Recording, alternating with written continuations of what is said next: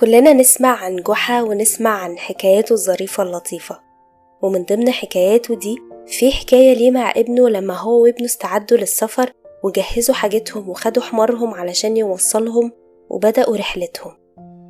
في طريقهم مروا على قرية صغيرة، كل أهل القرية لما شافوهم بقوا يبصولهم باستنكار. ايه القسوة دي؟ هي الدنيا جرى فيها ايه؟ ازاي قاعدين هما الاتنين على الحمار مش هيستحملهم هما والشنط، هو ده مش روح برضو؟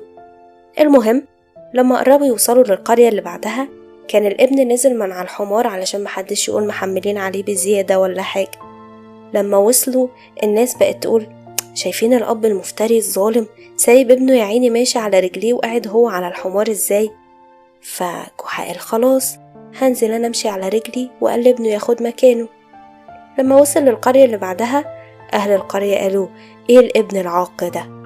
سايب أبوه الراجل الكبير يا عيني ماشي على رجله وقاعد هو على الحمار، معندوش دم ده ولا ايه؟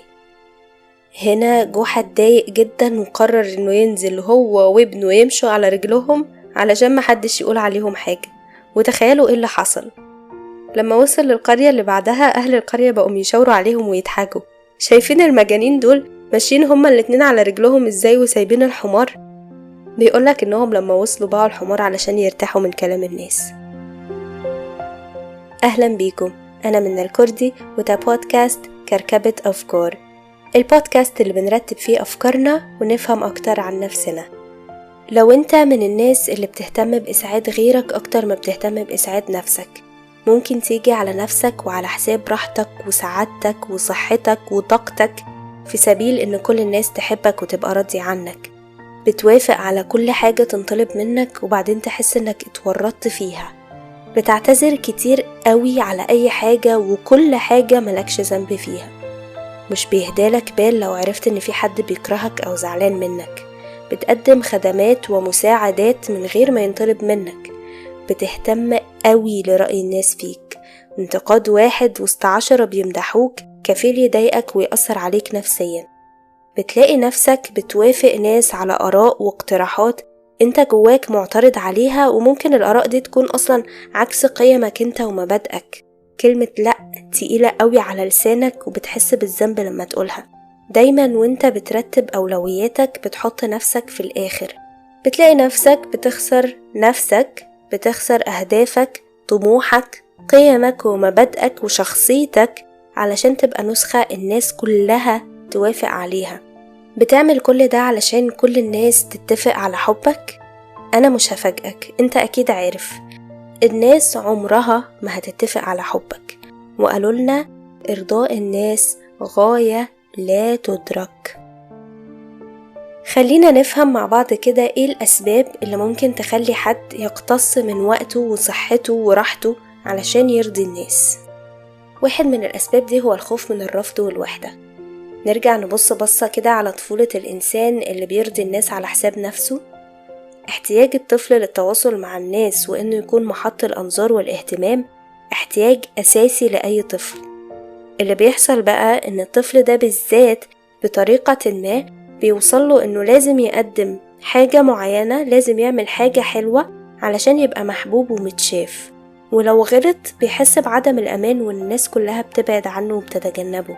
الطبع ده بيكبر معاه وبينتقل معاه من مرحلة أنا لازم أخلي ماما وبابا مبسوطين مني طول الوقت، لا أنا لازم أخلي الناس كلها مبسوطة مني طول الوقت.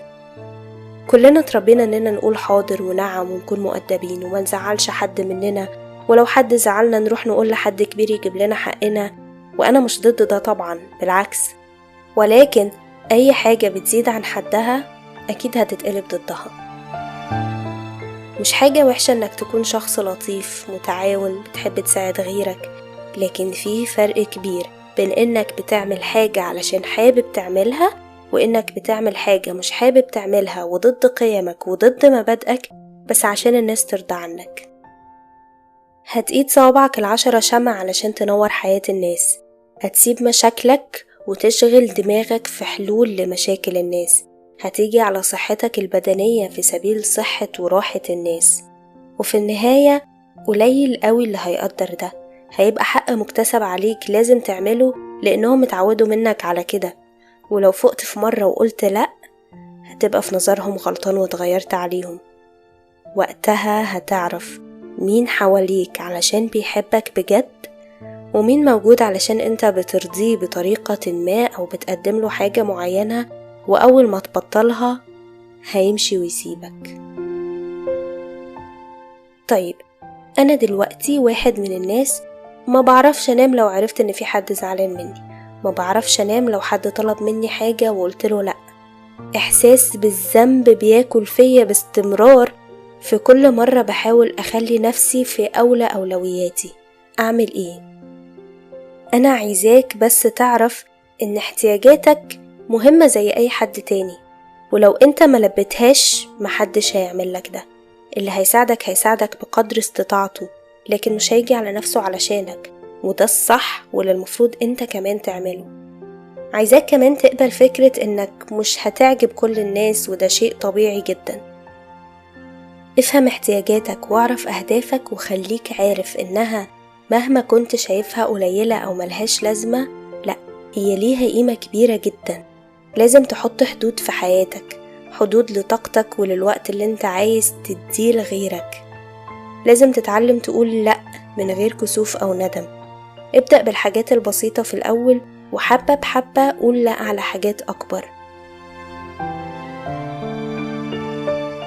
في النهاية تلخيصا لكل الكلام اللي اتقال من شوية، لازم تحتفظ بطاقتك وطاقة حياتك لنفسك وللناس اللي بتحبهم وبيحبوك بشكل متبادل.